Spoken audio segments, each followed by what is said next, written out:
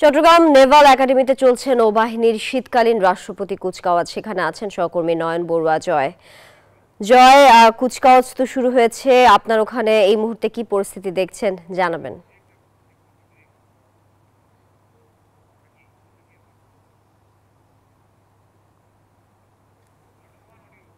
দেখানোর চেষ্টা করছি যে রাষ্ট্রপতি যে কুচকাওয়াজ অনুষ্ঠান দেখতে পাচ্ছেন যে প্রতি বছরের ন্যায় এবারও শীতকালীন যে কুচকাওয়াজ নৌবাহিনীর নেভাল একাডেমিতে অনুষ্ঠিত হচ্ছে।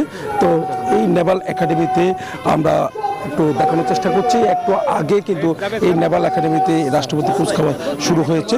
তো নৌপ্রধান এখন এখানে চলে এসেছেন। তো এই রাষ্ট্রপতি কুচকাওয়াজে কিন্তু অংশগ্রহণ করেছেন নৌপ্রধানের গাড়ি বহন আমরা দেখছি যে কুচকাওয়াজ অনুষ্ঠানে যোগ দিচ্ছেন। তো একটু দেখানোর চেষ্টা করছি আমরা, দেখতে পাচ্ছেন যে তো এখন এই যে নৌপ্রধানের একটি গাড়ি বহর আমরা দেখছি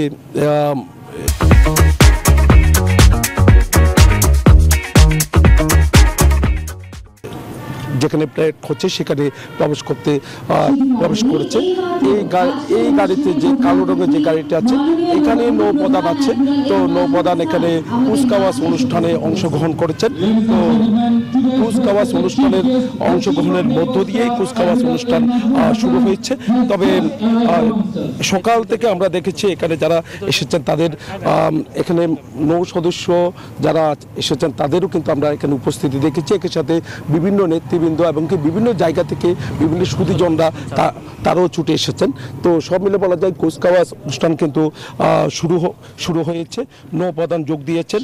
তবে এখানে যে কমিশনের কথা রয়েছে, তবে আজকে 44 জন কমিশন পাচ্ছে, এর মধ্যে 7 জন নারী এখানে কমিশন পাবে বলে আমরা জানতে পেরেছি।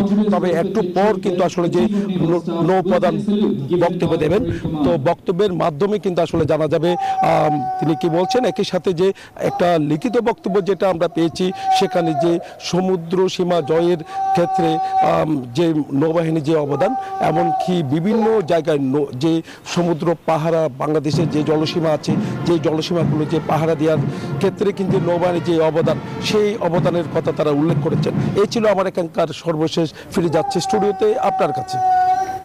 জয়, ধন্যবাদ আপনাকে।